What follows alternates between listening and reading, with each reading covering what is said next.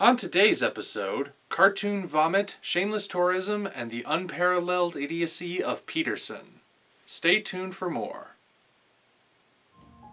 Tivoli night, oh what a sight, all Copenhagen is dancing. Hello, ladies and gentlemen. I'm the Omniviewer, and welcome to Atomic Roasts, where we take bad movies and blow them to smithereens. Something is rotten in the state of Denmark, and its name is Reptilicus. Ah, Reptilicus. Of all the movies to come out of the Danish film industry, this is definitely the one with a giant monster in it. Connoisseurs of campy science fiction and horror, such as myself, are required to know about and discuss this film. There's even a verse in the Bible about it. And the Lord God created the bee-movie nerd, and he said unto him, Go forth among my children, and speak thee against the puppet dragon, and the vileness of that churl which speweth from his gaping maw. Thou shalt mark the beast by the strangeness of his motion, and falseness of his Latin name. And thou shalt cast the puppet dragon into the fiery pit of Schlock, and sing the praises of the king thy Kong, and the god thy Zilla, for ever and ever. Amen. As you can see, it is by divine providence that I must give this movie a sound thrashing. So no more beating around the bush. Let's take a look at Reptilicus. We open in the hills of northern Denmark, where miners are drilling for copper, only for their drill to come up covered in blood and caked with flesh and bone. Seeing as how that's not what they were drilling for, lead miner Sven takes some photographs and sends them back to the University of Copenhagen, hoping that somebody can figure out what's going on. The pictures catch the eye of Dr. Martin, who flies to the scene and explains everything quite easily. Turns out they hit some sort of creature frozen in the ice, hence the blood and flesh. Then, there's really nothing exciting about this at all. This is the third time this week the drill has come up covered in blood and guts, and it turned out to be nothing. Ah, but it turns out there is still a mystery, since the remains belong to a reptile as opposed to the expected mammal. Dr. Martin decides to take the remains back to the university for study. So in a way, everything that's about to happen is his fault. Sven soon arrives in Copenhagen with more remains, so Dr. Martin sends one of his daughters to pick him up at the airport. Is he handsome, Father? No, he has 3 eyes and a false mustache. A false mustache? That fiend. How will I know him? Since when must I tell you how to find a man? Did you just say your own daughter was a floozy? Kinda sounds like you did. As Sven finds himself torn between 2 lovely ladies, Dr. Martin reveals that the recovered remains comprise the tip of the creature's tail, though he still has no clue what it is. The remains are put in the university freezer to keep them preserved. And it is here that we meet the university's new night security guard, Peterson, the dumbest man in all of Denmark. Look at this, he has to be led in by the hand like a chimpanzee. And that's the only set of clothes he wears in the movie, which tells me it's the only set he owns. We'll be getting back to him a bit later. Night falls and another scientist goes in to check on the tail. Oh yeah, looks really cold on that community theater set. Lab coat here nods off while studying a tissue sample, not realizing that he hasn't closed the freezer properly. At first, Dr. Martin is rather angered at the thought of the sample being destroyed, but then he realizes that wounds on the tail have started to heal, and it has in fact grown since last night. Now what could this possibly mean? You let it thaw, and now it is alive. Well, that's unexpected. I don't think the university has enough people to properly handle this. We're going to need to call some experts in from out of town. I have a list of capable applicants right here, including a woman? Welcome, Miss Miller. We are not accustomed to see such a beautiful woman connected with science. Here in Denmark, only men are allowed to be handsome and intelligent, such as myself. Women can only be one or the other. Military aid is also called in. Not exactly sure why that's needed, but it comes in the form of General Mark Grayson, the most American man in the world. How American, you ask? He won't even shake somebody's hand until he knows that they too are from America. This is Miss Miller from UNESCO. American, Miss Miller? Yes, General. I'm with you, man. Don't want to go shaking hands with somebody from Denmark. Man, Denmark's a horrible place with all of its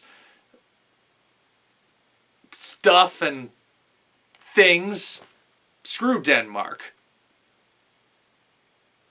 For some reason. A press conference is called. Because press conferences are always called in these kind of movies. Just you watch, it'll be a running theme. Dr. Martin announces to the world that the tail is alive and growing into a brand new creature. And you are going to love the explanation they give. I'll just let them say it. You listen. We are all familiar with the fact that a common lizard can lose his tail and grow a new one. A starfish will regrow an entire new organism from each one of its separate arms.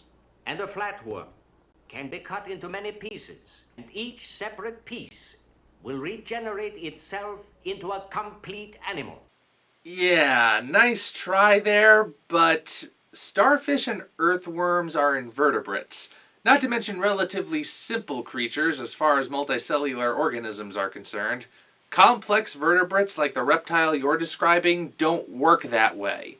A gecko can regrow its tail, but a tail can't regrow its gecko.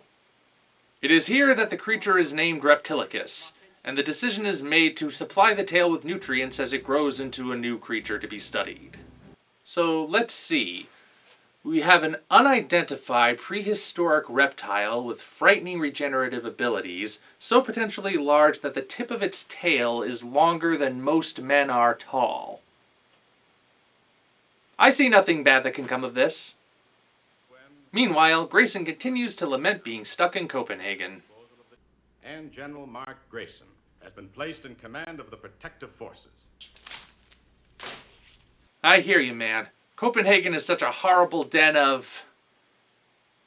Darn it all, there's gotta be something! While I'm thinking about it, let's watch Peterson messing around with expensive laboratory equipment.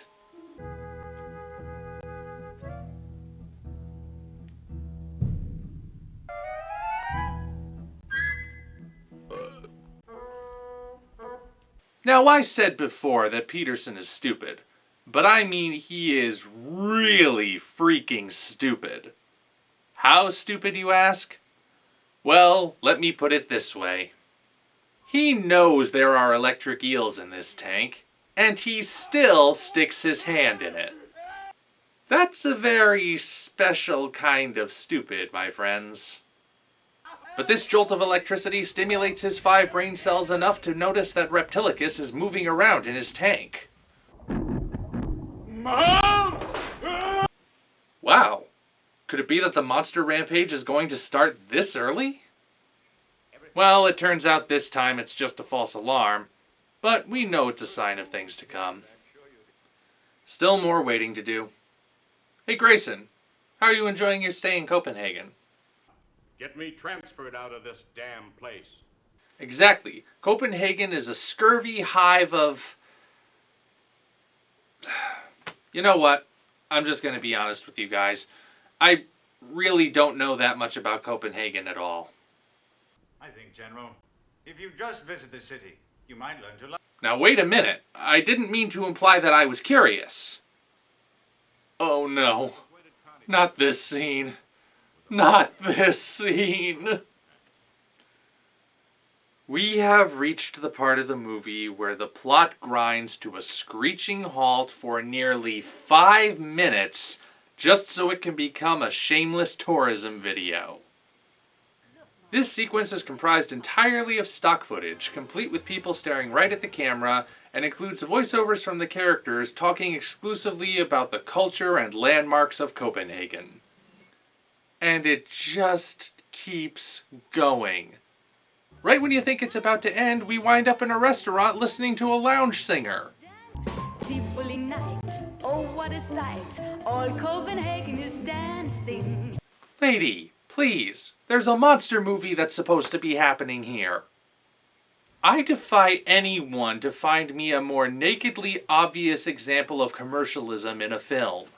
I don't even think the Transformers movies were this bad, and those things actually are commercials. It becomes even more ridiculous when you remember that the whole point of this movie is to watch Copenhagen get destroyed at the end. So, what's the message we're trying to convey here exactly? Come and visit beautiful Copenhagen, see the sights and... oh.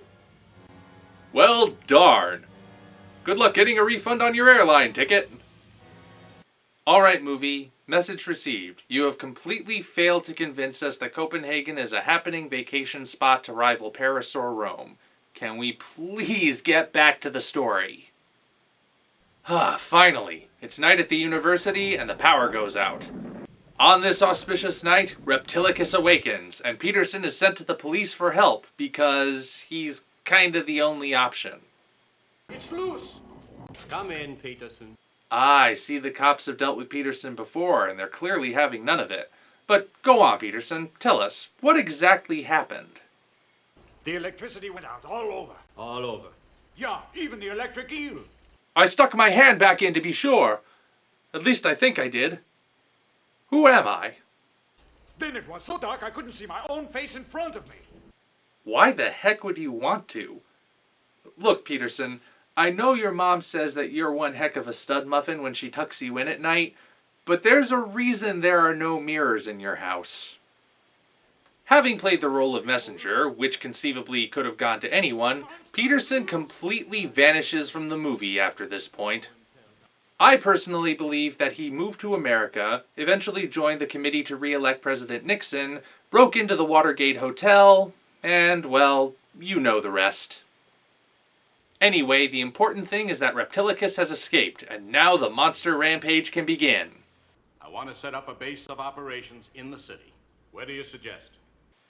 Oh Lord, please don't let this be an excuse for another tourism montage. Camera needs some adjusting there, guys. Focus the lenses. Whatever, we'll fix it in post. Being a giant monster in a place that's mostly countryside, Reptilicus is found rather easily, which means it's time for the big reveal. Show us what you got, movie.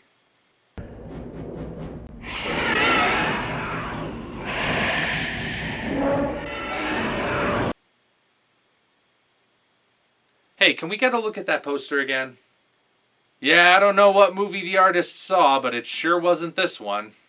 Then again, maybe it was, and when he left the screening, he thought, well, heck, I can do better than that. And boy, was he right. It's really a shame, too. Reptilicus might have looked good under the right circumstances, but not these ones. He's the simplest marionette ever made, his head connected to a single wire suspended from the ceiling. We only ever see that much of him at a time, and not a single part of him is capable of moving on its own. How cheap were the people who made this thing? I mean, they could have gone with a hand puppet so he could at least close his mouth, but no. Instead, they went with a slightly more detailed version of one of those foam walking lizards you get at carnivals and boardwalks. What next? An alien invasion movie where the spaceship is held by a hand and a black glove? How's this for special effects? Eat your heart out, ILM. So the army attacks in its predictably ineffectual manner, causing Reptilicus to leave out of boredom. Our heroes head for the beach to cut him off and try a different tactic, which is going to be a sticking point for me later. On his way there, Reptilicus destroys a house, and I kid you not, he eats a guy who turns into a cartoon character. Even though they try not to hold on him for too long, he still sticks out like a sore thumb. This is also where we finally see Reptilicus' long-range attack, Acid Slime. I can't tell if this is also animated or superimposed jelly with a sickening color saturation, but either way it looks awful. Near as I can tell, it doesn't even do anything. We never see it dissolving anything or maybe exploding on impact. All it does is squirt out of his head and get all over everything. That didn't sound as dirty in my head. Anyway, about that different tactic. The military employs flamethrowers against Reptilicus, and surprisingly, it seems to work. Keep this in mind for later. You'll see why. In the meantime, want to hear the most annoying sound in the world?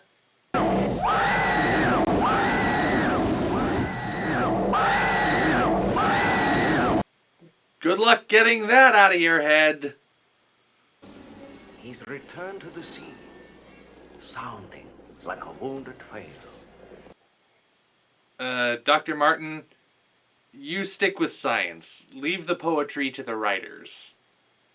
An important meeting of the minds is called and held in some guy's living room. You know what? I'm confused. What exactly is Reptilicus, anyway? Then Reptilicus is a cross between one of these and an amphibious reptile. I believe Reptilicus is one of nature's attempts to bridge the step from reptile to mammal. Okay. First of all, sauropods look like this, and mammalian reptiles look like this. They were not in any way related to each other.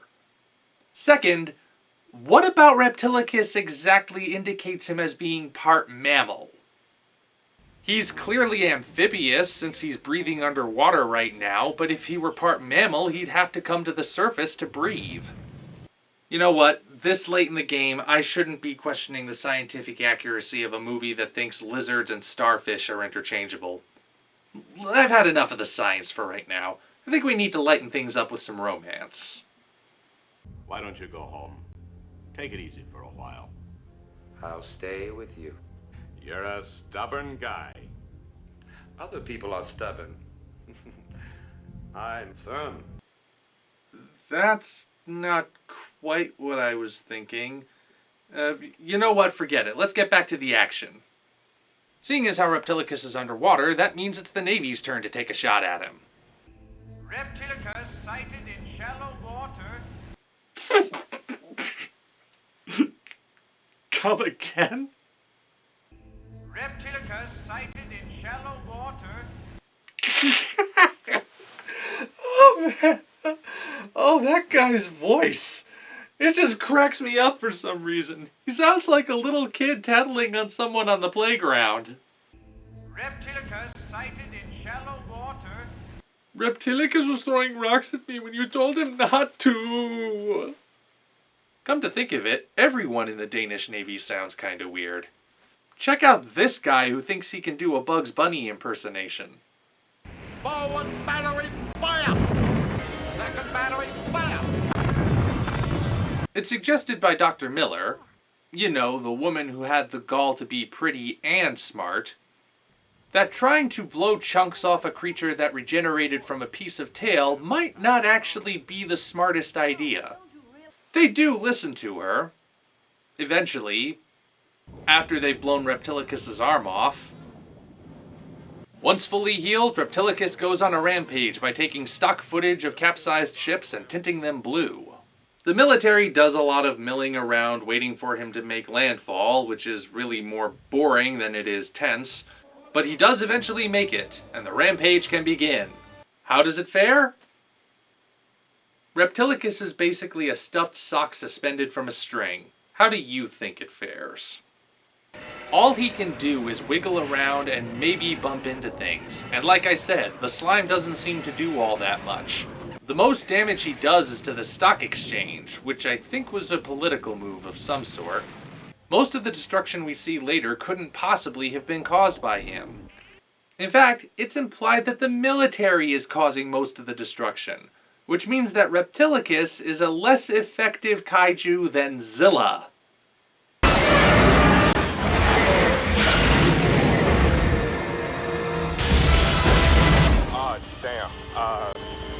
That is a negative impact. During all the chaos, this idiot lifts a bridge, impeding people's ability to flee and even sending a few people plummeting to their deaths. Calling it right now, that's Peterson's older brother. What's weird about this sequence is that the sight of people needlessly dying is horrific, and yet the guy's reactions are comedically over the top. Was this supposed to be funny? 'Cause it's not. At all. It's actually kind of grim. We know from experience that we can't lick Reptilicus with our small arms and field pieces. Why the heck would you want to lick him? He's a slimy lizard. I'm sorry about that one. The whole situation seems fairly hopeless, doesn't it? Grayson wants to use a bomb to blow Reptilicus to bits, but Dr. Martin objects, saying that those bits would grow into more Reptilici. At least I think that's the plural. All right, you tell me how. It's not important how. The heck it doesn't. We need a method. You're just saying that because you want to win the argument. Come on, Doc, give us something.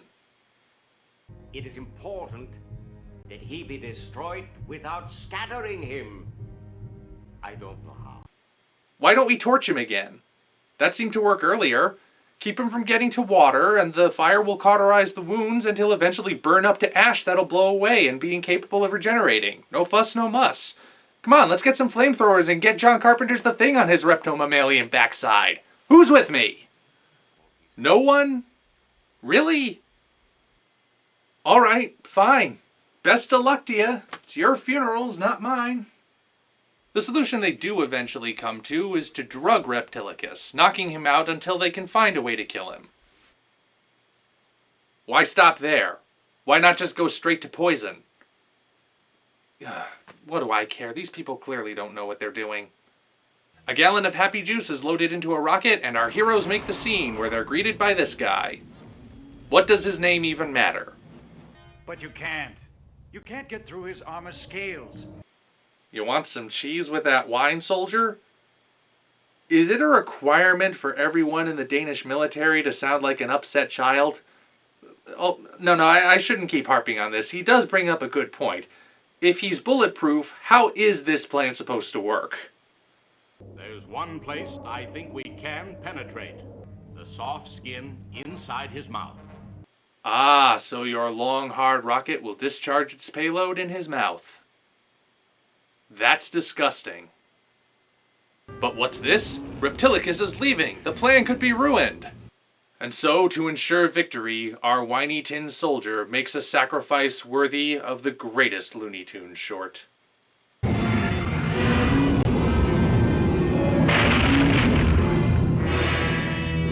A moment of silence for our fallen brother. That was fun. Now let's kill this sucker and go home already. The missile finds its mark, Reptilicus lays down for a nap, unaware that he's going to wake up dead, and we end with the promise of a sequel that never happened.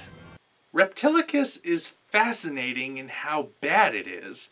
It does just about every conceivable thing wrong, and yet it's so fascinating in how wrong it does it that you just can't look away. It's kind of uncanny. It's almost like The Room. Oh my gosh, that's it! I figured it out, the shallow water guy! Tommy Wiseau sounds just like him! Reptilicus sighted in shallow water. Your tang den mark apart, Reptilicus! Well heck, there's your quote for the inevitable Blu-ray release. Reptilicus, if Tommy Wiseau had directed Godzilla. I don't even need to say anything else, do I? So I won't. Until such time as we meet again, this is the OmniViewer, signing off.